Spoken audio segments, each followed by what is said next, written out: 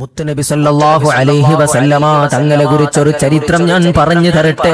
മഹാനായ അബീ അയ്യൂബ് അൽ അൻസാരി റളിയല്ലാഹു അൻഹു മഹാനവറുകൾ പറയുകയാ, മുത്തുനബി സല്ലല്ലാഹു അലൈഹി വസല്ലമ തങ്ങളുടെ അടുത്തേക്ക് ഒരു സഹോദരൻ കടന്നു വരികയാണ്. ഒരാള് കടന്നു വരികയാണ്. ആ ആൾ വന്നിട്ട് ചോദിക്കുകയാണ്, യാ റസൂലല്ലാഹ്, ഓ അല്ലാഹുവിന്റെ റസൂലേ, ഓ നബിയേ, ദുല്ലനി അലാ അമലി യുദ്ഖിലുനിൽ ജന്നത, ഓ നബിയേ, സ്വർഗ്ഗത്തിലേക്ക് പോകാനുള്ള, സ്വർഗ്ഗത്തിലേക്ക് കൊണ്ടുപോകുന്ന എന്തെങ്കിലും ഒരു അമൽ പറഞ്ഞു തരുമോ നബിയേ? സ്വർഗ്ഗത്തിലേക്ക് എന്നെ വിളിച്ചു കൊണ്ടുപോകുന്ന എന്തെങ്കിലും അമലൊന്ന് പറഞ്ഞു തരുമോ നബിയേ?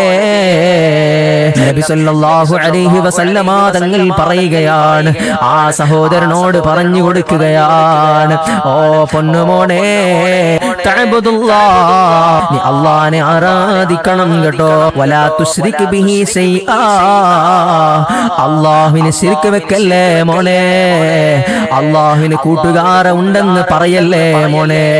വതുഖീമുസ് സലാത്ത്, നിസ്കാരം നിലനിർത്തണം കേട്ടോ, നിസ്കാരം വിടല്ല മോനെ.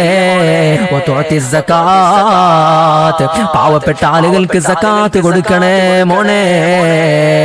വതസിലുർ റഹിമ, കുടുംബത്തോട് പിണങ്ങല്ലേ മോനെ, കുടുംബ ബന്ധം ചേർക്കണം കേട്ടോ. ഈ പറഞ്ഞ കാര്യങ്ങൾ നിന്നെ സ്വർഗ്ഗത്തിലേക്ക് കൊണ്ടുപോകുന്ന അമലാണ് മോനെ. ഇതിൽ നാം എന്താണ് മനസ്സിലാക്കേണ്ടത്? അതാ ഹബീബായ നബി സല്ലല്ലാഹു അലൈഹി വസല്ലമ തങ്ങൾ പറഞ്ഞു കൊടുത്തില്ലേ, നിസ്കാരം വിടല്ലേ. നമ്മുടെ ജീവിതത്തിൽ എത്രയോ നിസ്കാരങ്ങൾ ഖളാ ആയി പോയിട്ടുണ്ടാകാം. അതിനെ വന്ന് ഖളാ വീട്ടിക്കൊണ്ട് ഇനി ഒരു നിസ്കാരം ഖളാ ചെയ്യൂല എന്ന് തീർമാനമെടുക്കണം കേട്ടോ.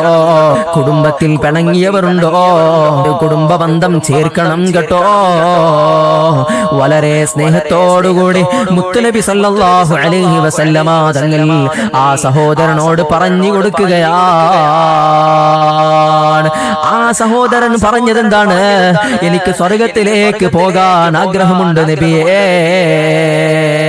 അല്ലാഹുവേ, നമുക്കൊക്കെ നീ സ്വർഗം നൽകണേ അല്ലാഹ്. സ്വർഗത്തിലേക്ക് പോകാൻ ഞങ്ങൾക്ക് നീ തൗഫീക്ക് നൽകണേ അല്ലാഹ്.